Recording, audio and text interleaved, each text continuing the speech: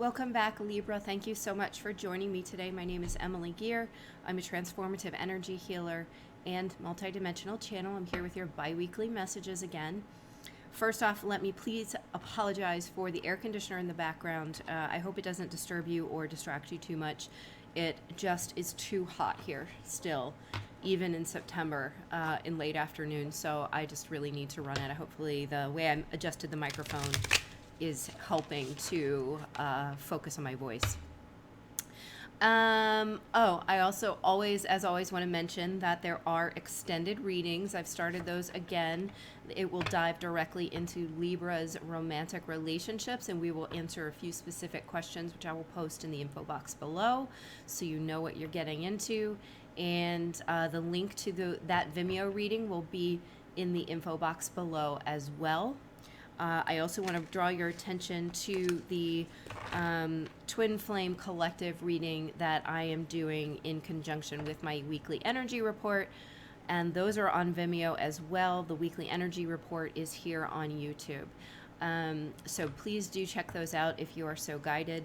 And finally, if you find that you would like to do a private session with me, you can schedule those on your own time, or at your leisure, really, I should say, on my website, which is IamEmilyGear.com. I'm going to be making a post a little later that there are only a few appointments available because I am, for the rest of September, because I am going out of town from the 20th to the 27th. I will be doing a retreat, and we'll hopefully come back with a whole lot of new and interesting insights and skills. So be aware of that, okay?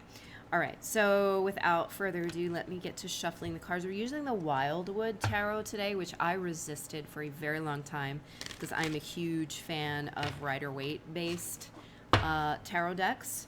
This one has some Rider-Waite elements, but also departs from those. So we're just going to see what comes up.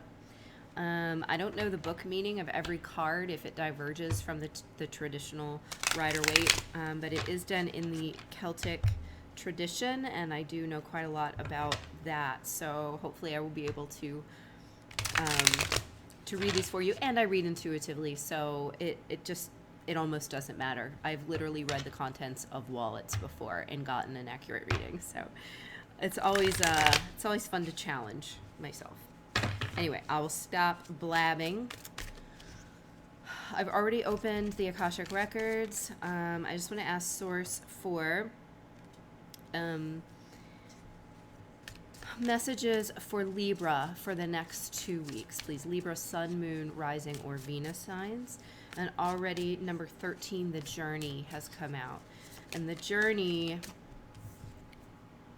what's the Journey? You see the raven and the elk or deer skull, probably elk.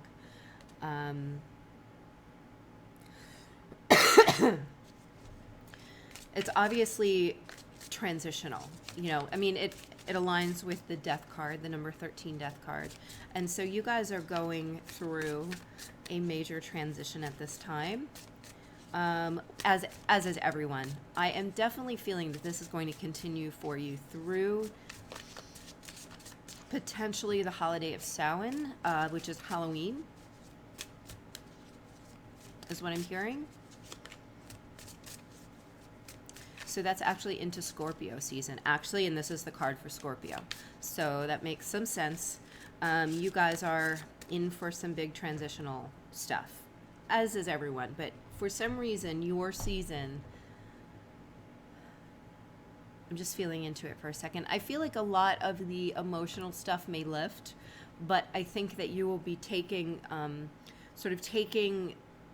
a lot of the unburdened energy that you now have, and you will be changing the way that you approach life, or something about your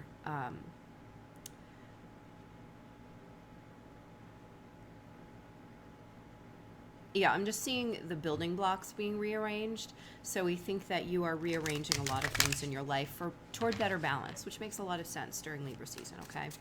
All right, Source, what else? What other messages do we have for Libra for these next 2 weeks? Okay, I'm going to get some clarification on this first. Please clarify.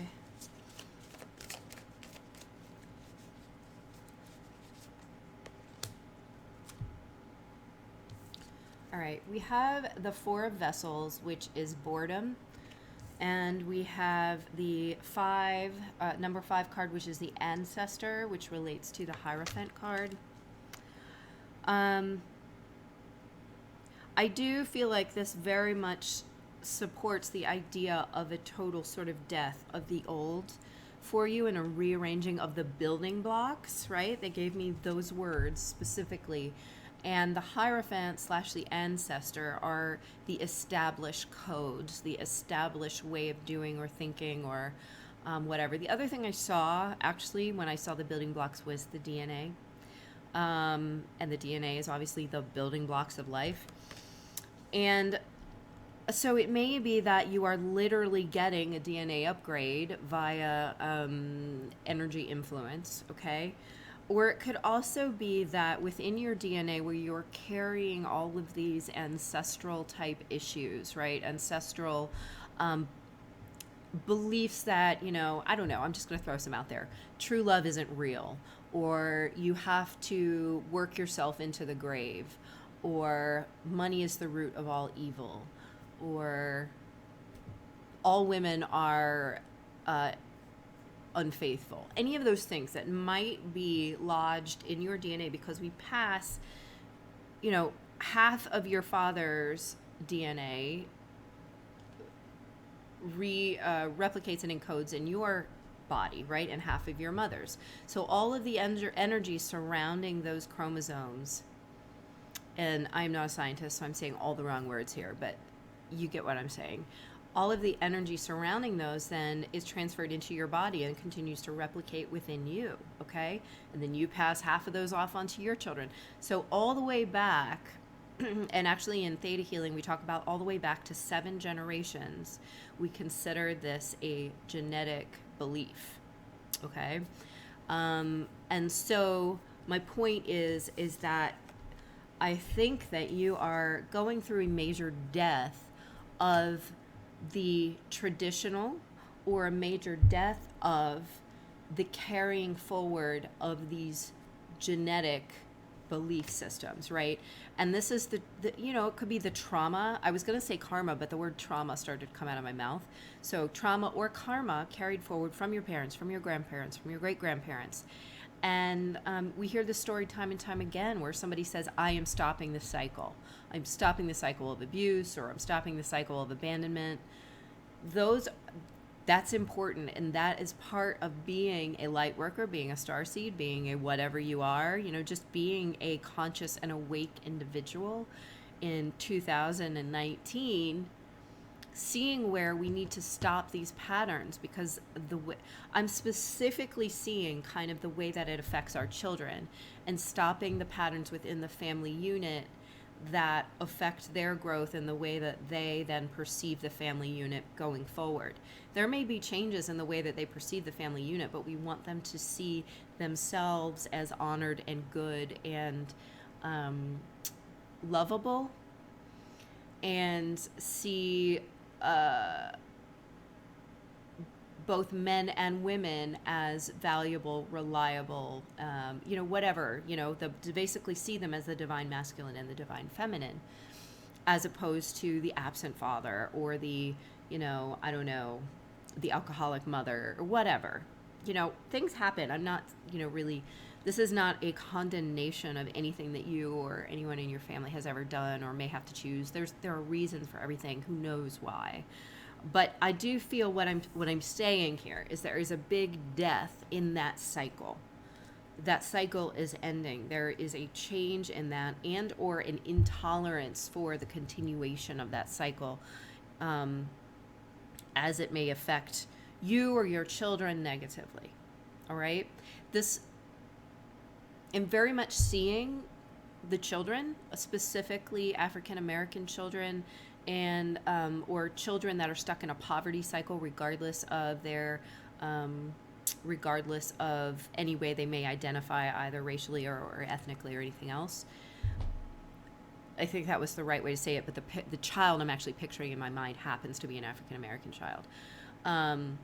So it might actually relate to the way that the society is beginning to actually implode upon itself, all right? The death, so that we can come into greater balance, so that we are doing better for these children, all of us as a whole, but each individual parent as well, and each individual adult person doing work in the community, helping people, okay? I'm going to leave it at that. I want to take that, I want to make sure I get you as many messages as possible in the time frame. So this is familial for you. This is family. This is community. It's a change, and it's a sense of being fed up. All right, what else is going on here? The Wanderer.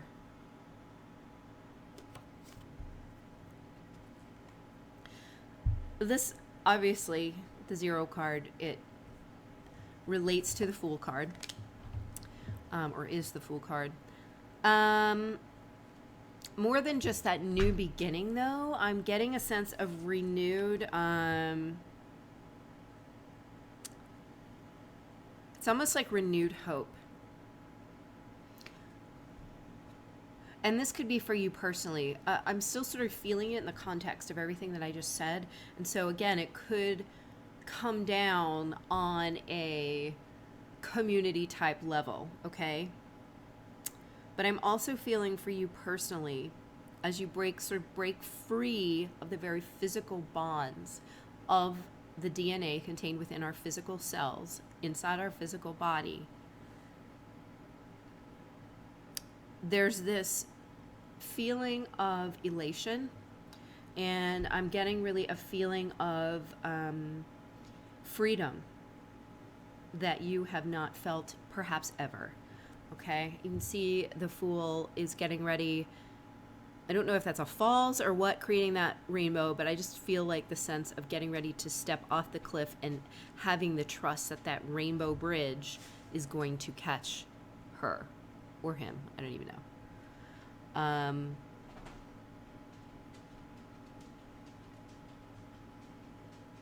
This is a renewed innocence, sort of.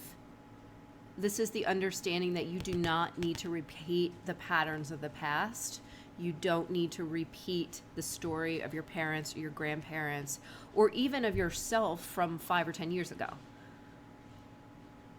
This is a break from the established structure, because the established structure is not working anymore.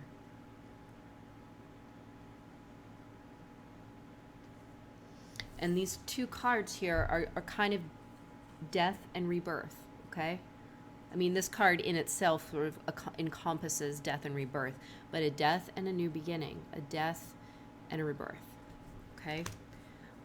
These are big ideas for just the next 2 weeks, so just kind of let them settle. We're over time now. I'm going to get some kind of closing thoughts for you.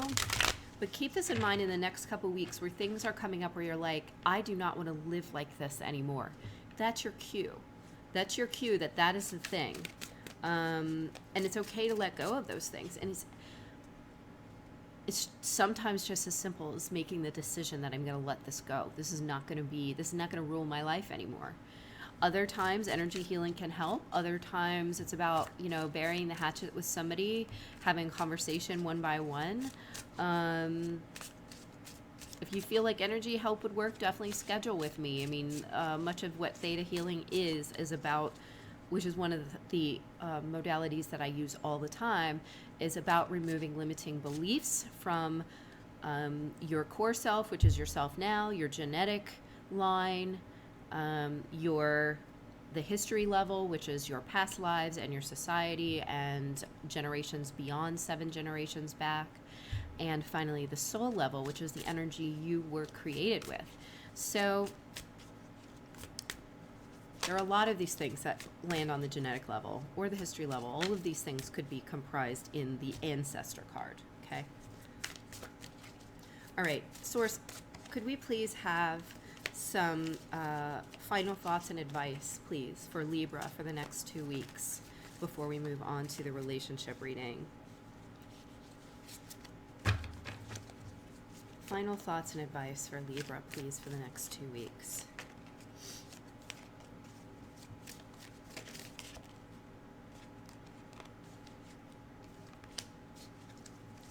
Okay, clarify, please. Right. All right, it's going to take me a minute to work through what this is. So here's the 10 of arrows. Instruction. And the arrows in this deck is like swords, but again, this is one of those cards that doesn't quite line up the same way. And the forest lovers, number 6, which is the lovers.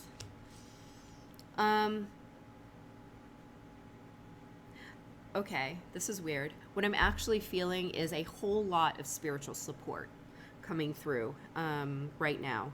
And while we're clearing ancestral karma, I almost feel this sense of ancestors supporting you on the spiritual end right now. If you are a medium, obviously you're going to be aware of that. If you are not, you may not even be aware of it. But I think that you will all feel this sense of enlivened energy and support to make this leap, right? This big change in your life. It's almost like being held up by an invisible net of all-knowing beings, right? I mean, it's essentially, you could say that Source is part of this, you know, God, whatever you want to call that energy, that all-knowing, all that is energy. And it is supporting you, and it is guiding you and showing you. See how this ancestor is guiding this child in shooting this arrow. And the arrow in this deck, I read this yesterday from the book because for myself I pulled out the Archer, which is the number 7 cards, a little bit like the Chariot. And the arrow is much like the contained and projected will, right? And what are we doing in this card but by our own will making a profound decision and change and moving forward in faith? Making the choice to step off that cliff and trust that you are supported. And I feel that feeling of support through the Lovers card here as well. And it may only be because the support is coming in through the most profound unconditional love. So we're talking about Source, we're talking about the ancestors, we're talking about your guides and angels or whatever it is that you relate to. Profound unconditional love. So trust. You can trust. It is safe to trust. All of those things are true these next 2 weeks. So whatever's coming up with you, whatever system you're bucking, whatever pattern you're bucking, it's important to do it. You are rearranging the building blocks of your literal body, but more than that, your energy.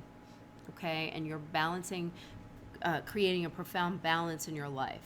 And that's what I feel coming in for you, but really for a lot of the other signs as well.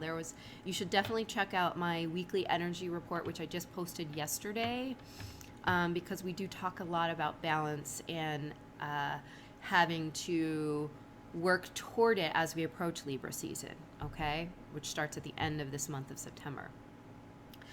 All right, guys, I'm posting the link to the relationship reading in the description box below. Hope you'll join me over there. If not, I will see you guys again either in the energy report next week or in the Libra reading in 2 weeks. All right.